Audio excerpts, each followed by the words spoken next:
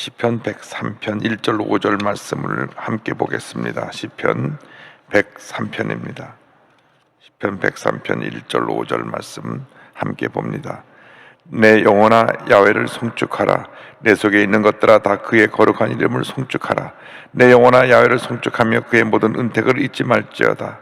그가 내 모든 죄악을 사하시며 내 모든 병을 고치시며 내 생명을 파멸해서 속량하시고 인자와 긍휼로 관을 씌우시며 좋은 것으로 내 소원을 만족하게 하사 내 청춘을 독수리같이 새롭게 하시는도다. 아멘. 오늘 이 본문 말씀을 중심으로 해서 그 모든 은혜를 잊지 말지어다. 여튼 제목으로 우리가 함께 은혜 나누기 원합니다.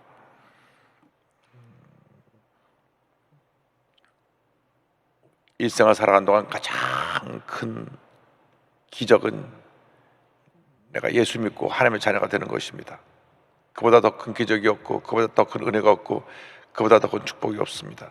내가 예수를 믿지 않았더라면 우리의 삶은 여전히 죄와 절망 가운데 머물러 있을 수밖에 없고, 내가 예수를 믿지 않았더라면 내가 죽음을 맞이하는 그 순간 영원한 불못 지옥에 떨어지고 말 터인데, 웬일인지 내가 예수 믿고 하나님 자녀가 되어서 오늘 이렇게 우리에게 새 생명을 주신 하나님께 감사할 수 있다는 것, 이 놀라운 은혜와 축복이 아닐 수가 없습니다.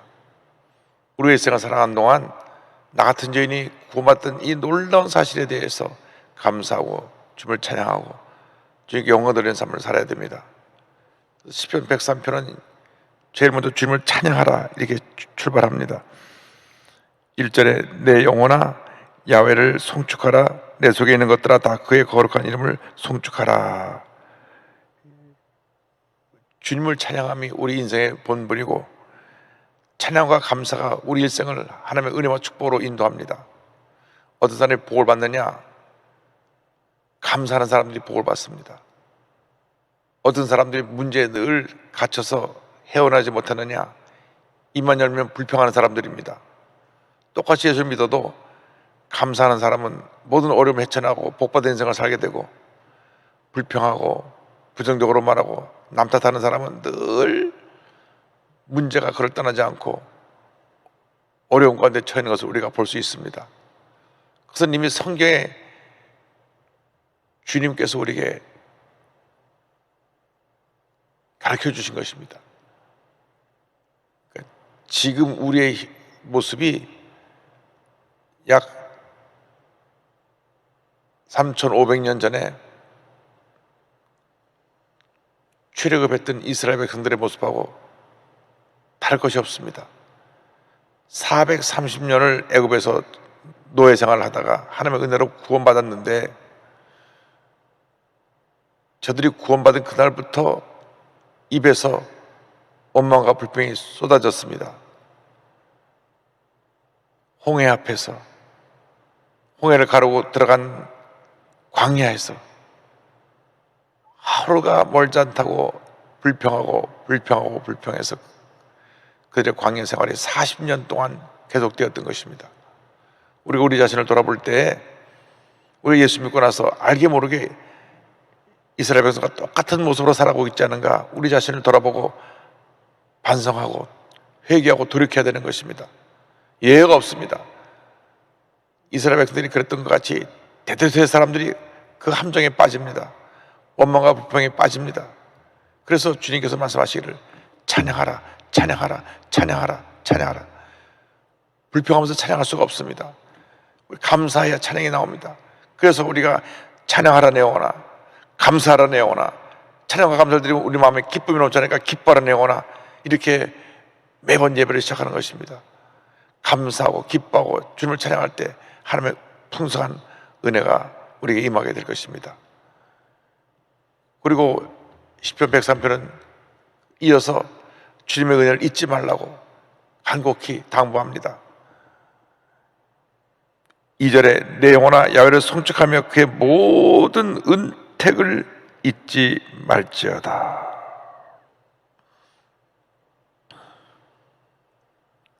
우리들의 문제가 무엇입니까? 잊어버려야 될 것은 잊지 않고, 잊지 않아야 될 것을 늘 있는 것이 문제입니다. 평생 잊지 않아야 될 것이 나 같은 죄인이 구원받아서 하나님 자녀가 되었다는 이 놀라운 구원의 은혜인데, 그 구원의 은혜는 쉽게 잊어버리고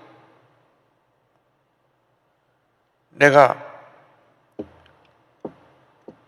과거에 실패했던 거, 상처받았던 거, 나에 있던 어떠한 문제와 허물, 아픈 기억, 이런 것들은 평생 안 잊어버리고 마음에 꽁꽁 싸매어두고, 그걸 또 풀어서 보고 또 싸매고 또 풀어서 보고 싸매고, 이렇게 살다가 세상을 떠난 사람들이 많이 있습니다. 예수를 믿고 나서도 과거에서 벗어나지 못합니다. 주님께서 그 모든 은혜를 잊지 말라 그랬지, 그 은택을 잊지 말라 그랬지, 내가 지난 과거 속에 잘못했던 그 모든 것들 잊지 말라고 말씀하신 적이 없습니다. 그래서 예수전도단에서 내적 치유 세미나를 하기 시작했습니다. 내적 치유 세미나. 내적 치유 세미나를 하다 보면 과거에 자기가 받았던 상처에 대해서 아주 낱낱이 기억하는데, 어떤 분은 3살 때 기억도 해요. 3살 때.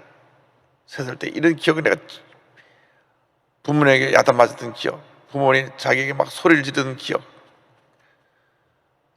지금 나이가 60이 됐는데 3살 때 기억을 갖고 평생 부모가 나올 때 날 욕했다, 날 했다, 나한테 소리 질렀다. 대부분 어린 시절에 학교에서 친구들에게 왕따 당하고, 학교 선생님에게 사랑받지 못하고, 선생님에게 야단받고, 좀 문제가 있는 선생님이 자기를 너무 힘들게 하고 그렇게 했던 그 일들, 평생 그걸 마음에 갖고 있어요. 평상시에 안 나타나다가 내가 좀 은혜가 떠나고 믿음이 약해지면 그게 다시 싹 올라서 나를 점령합니다. 그래서 그 생각이 굉장히 부정적이고 파괴적입니다. 이분들이 자기 생각에서 못 벗어나니까 한낱 이 사람도 문제가 있다고, 저 사람도 문제가 있다고, 저 사람도 문제가, 그 결국 자기 문제가 있다는 것입니다. 늘 문제를 일으키는 사람들은 문제 원인이 다 자기한테 있지 남한테 있지 않습니다. 그런데 그 본인의 과거에서 벗어나지 못하니까 한낱 이 사람도 끌어들이고, 이 사람도 문제가 있다고 그러고, 그냥 가는 교회마다 문제를 일으키고 시끄럽게 하고.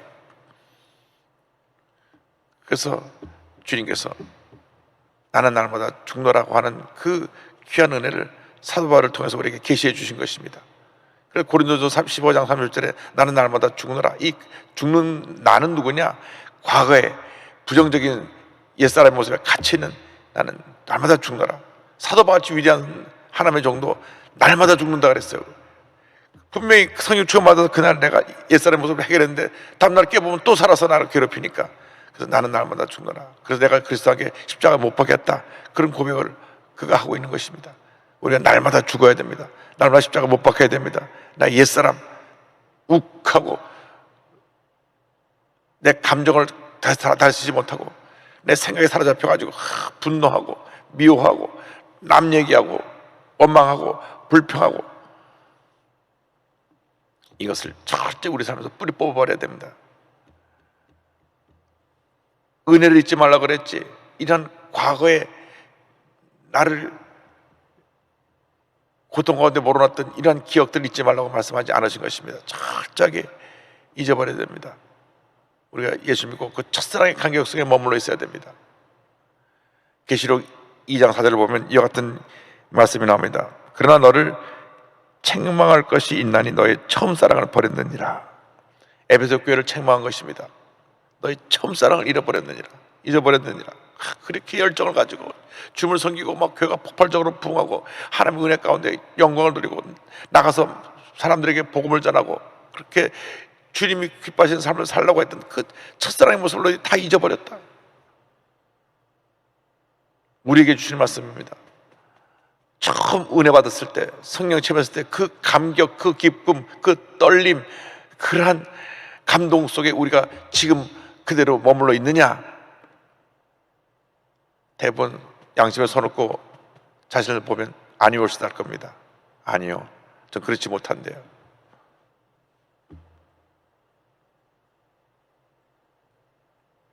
과거에 옛날에 그랬었죠.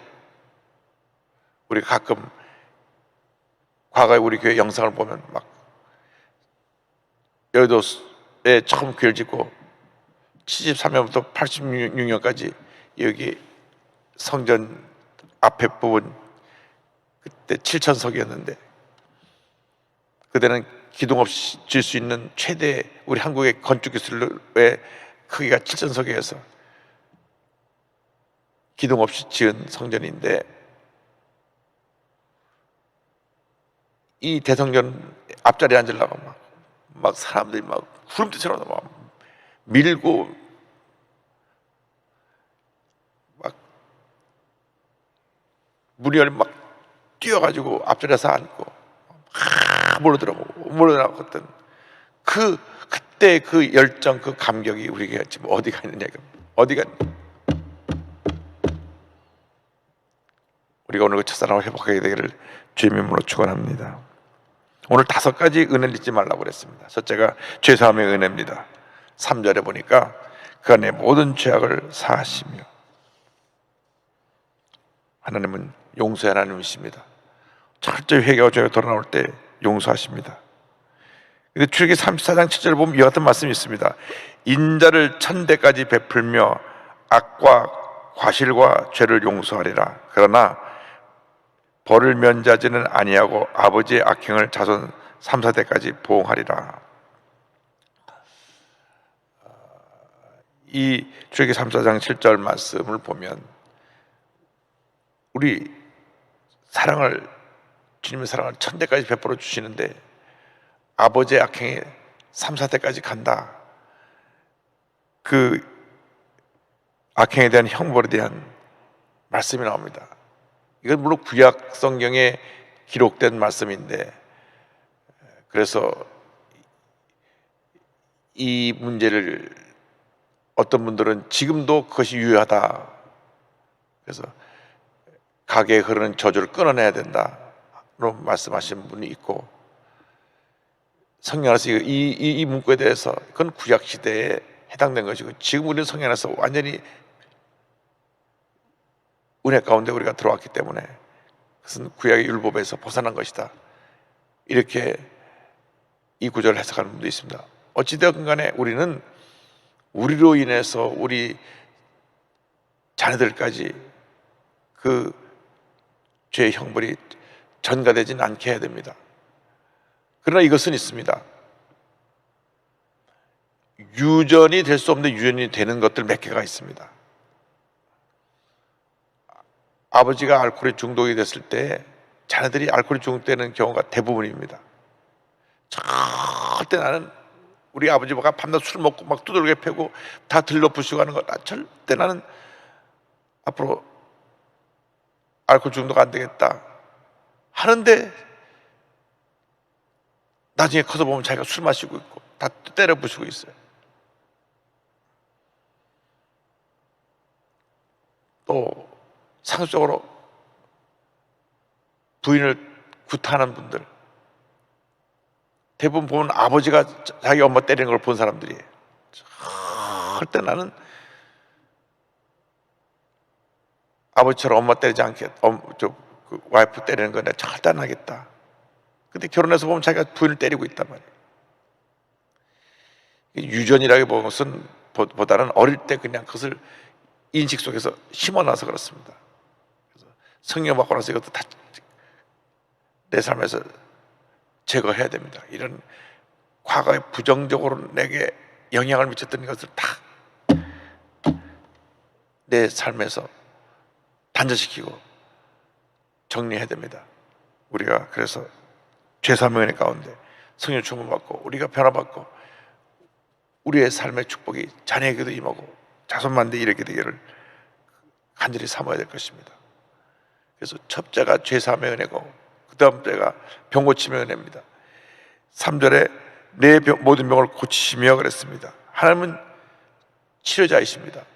출애굽기 15장 26절을 보면 이와 같이 말씀하셨습니다. 이르시되 너희가 너희 하나님 나 야의 말을 들어 순종하고 내가 보기에 의를 행하며 내 계명에 귀를 기울이며 내 모든 규례를 지키면 내가 애굽 사람에게 내린 모든 질병 중 하나도 너에게 내리지 아니하리니 나는 너희를 치료하는 야훼임이라.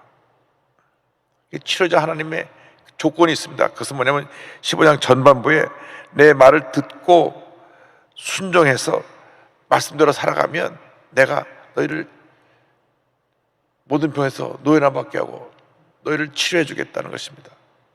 다시 바꿔 말하면 우리에게 늘 병이 끝이지 않고 늘 내가 아프고 늘 내가 병들고 늘 내가 문제 있는 것은 내가 하나님 앞에서 하나님이 원하시는 삶을 살지 못한 부분이 있다고 하는 것을 보여줍니다. 하나님 말씀에 잘못된 모습으로 내가 살아가고 있기 때문에 끊임없이 병이 다가오는 것이 우리들의 신앙생활 속에 다가오는 질병에 대한 해석인 것입니다. 물론 하나님께서 하나님의 큰 일을 하기 위해서 사도 바울 같이 가시를 허락한 적은 있습니다. 하신 것은 있습니다. 왜? 너무나 사도 바울이 위대하기 때문에. 이 가시가 없었더라면 사도 바울도 인간이므로 한없이 교만해질 수 있고 영적으로 타락할 수 있는 그러한 가능성을 지니고 있었기 때문에 하나님께서 가실지를 허락해서 평생 내게서 그 병을 고쳐달라고 기도했지만 하나님께서 그냥 머물게 하셨습니다.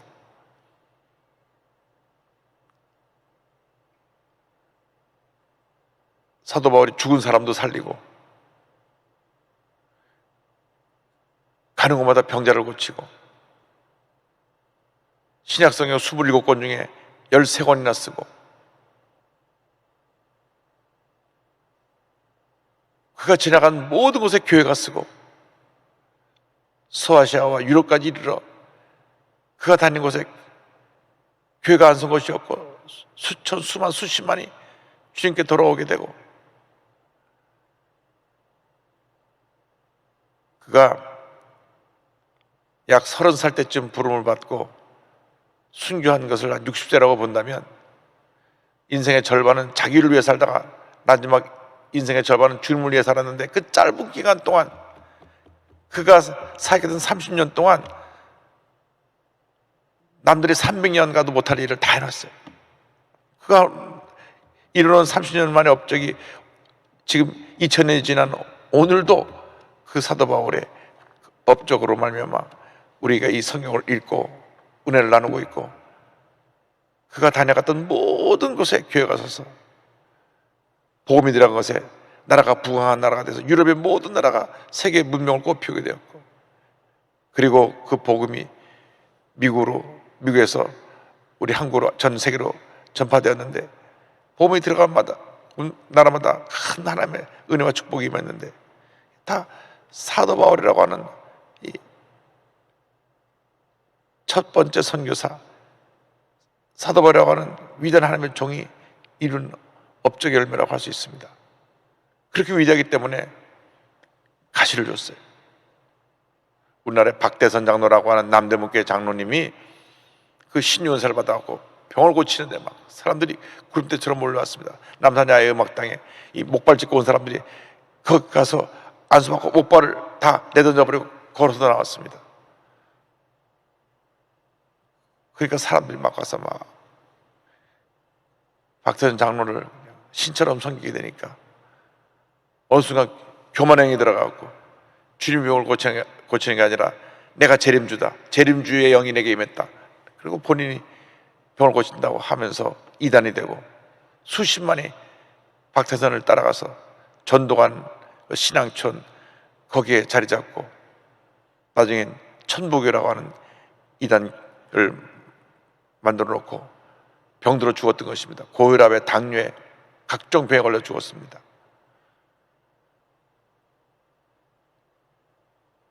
그 제자의 제자애가 지금 신천지 이만입니다.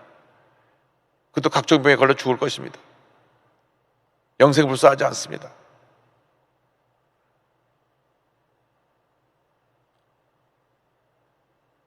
그래서 우리는 늘 하나님 앞에 겸손하고 주님의 뜻이 우리에게 이루어지도록 늘 우리 자신을 살펴보고 하나님 옆에 헌신하는 우리 모두가 되어야 합니다. 그래서 우리 말씀을 지켜 행하면 하나님께서 우리에게 건강의 축복을 선물로 주신다. 세 번째로 하나님께서 우리를 파멸에서 건져주신 은혜를 선물로 주셨습니다. 4절에 내 생명을 파멸에서 속량하시고,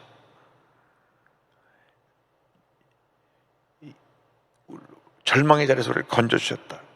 시편 49편 15절 연관된 손글을 보면 그러나 나의 하나님은 나를 영접하시리니 이러므로 내 영혼을 수월의 권세에서 건져내시리로다. 사망의 권세에서 나를 건져내시는 그런 은혜를 주신 주님, 내 생명을 완전히 이 사망의 권세로 멸망당할 수밖에 없는 그 지경에는 우리를 건져내주고 구원해주시는 은혜.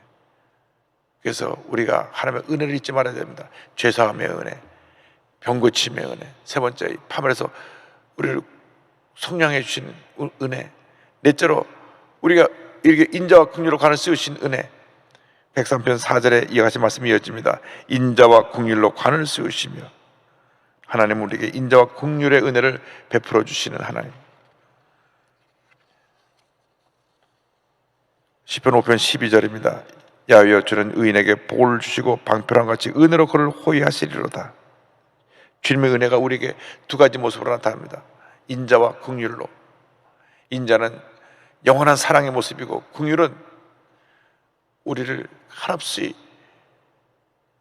불쌍히 보시고 우리 연약함을 하시고 우리를 용서하시고 우리를 돌봐주시는 그 은혜.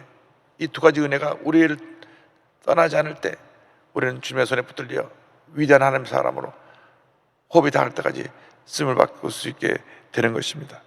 마지막으로 좋은 것으로 소원을 만족해 하신다고 말씀합니다.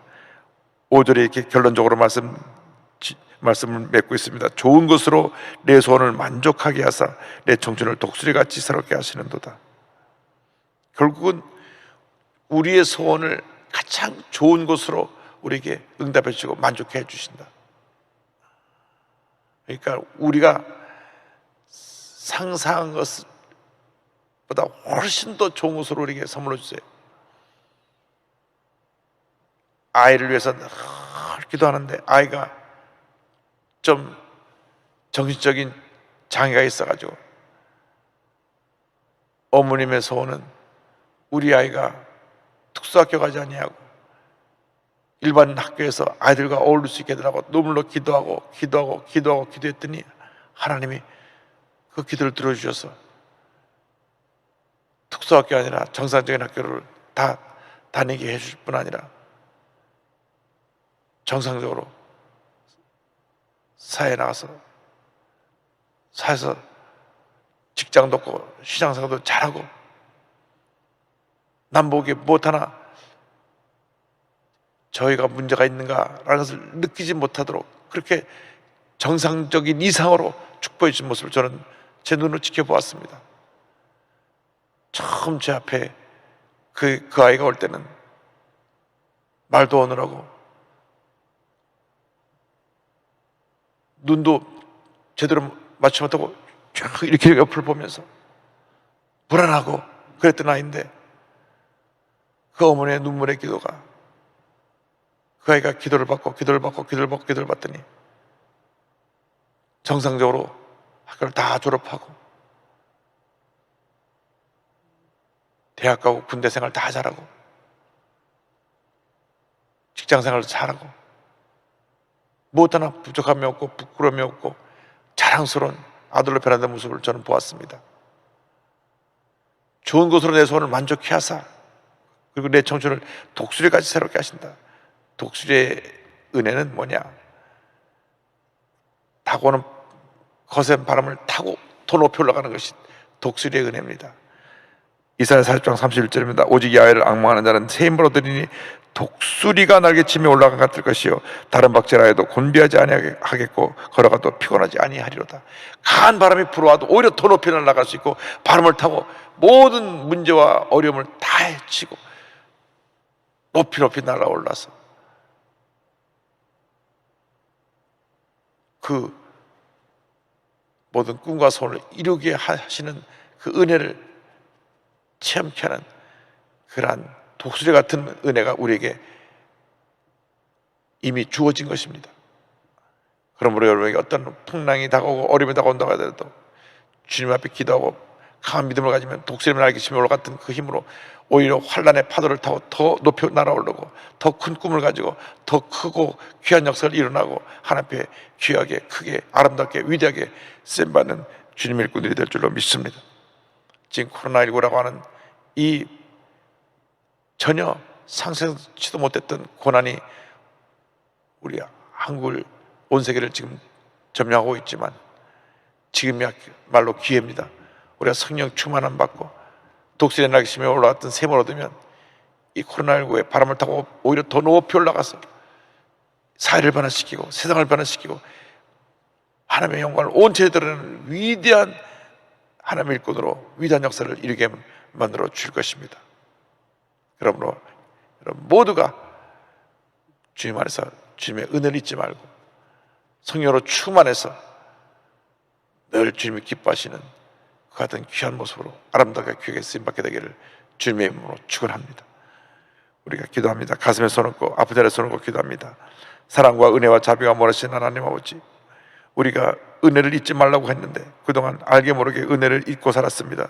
주님 용서하여 주옵소서. 철저하게 주님의 은혜를 기억하고 감사하게 하시고 과거의 부정적인 모든 모습은 다 내던져 버리고 절대 은영 절대 감사로 주님의 은혜만 기억하며 살게 하여 주시옵소서. 죄사함의 은혜, 병고침의 은혜, 파면에서 우리를 속량하시는 은혜, 주님 인자와 긍휼로 관을 씌우시는 은혜, 우리의 소원을 만족케 하시는 은혜를 늘 마음 가운데 새기고 기뻐하고 감사하며 승리의 삶을 살아가는 저희 모두가 되게 하여 주시옵소서. 마음의 모든 소원이 주의 뜻 가운데 응답될지어다. 모든 질병이 주의 은혜 가운데 치험을 받을지어다. 건강과 기적이 임할지어다. 특별히 자녀를 위해서 기도하는 모든 기도가 응답되며 주님을 향한 거룩한 모든 소원이 주의 뜻 가운데 이루어질지어다. 모든 병에서 노인함을 받을지어다. 머리부터 발까지 강건하게 될지어다. 믿습니다. 건강에 복을 주시고 기도 응답에 복을 주시고 좋은 모습으로 소원을 만족해 하여 주셔서 독수리의 날개치며 올라가 같은 은혜로 충만케 하여 주시옵소서. 오늘도 주 앞에 예물 드린 모든 손길에 복을 내려주시고 이 시간 동안 그 손길이 복되게 하시고 하나님의 은혜와 축복이 늘 그 삶에 그 가정에 머물러 있게 하여 주옵소서. 감사하고 예수님의 이름으로 기도드립니다. 아멘. 지금은 우리 주 예수 그리스도의 무한하신 은혜와 하나님 아버지의 큰 넓으신 사랑과 성령의 감동과 인도교통 충만하게 하시며 그 모든 은혜를 잊지 말라고 하신 주의 말씀을 마음판에 새기고 주님만 바라보고 나가는 주님의 귀한 백성들 위해 지금부터 영원토록 함께 있을지어다. 아멘.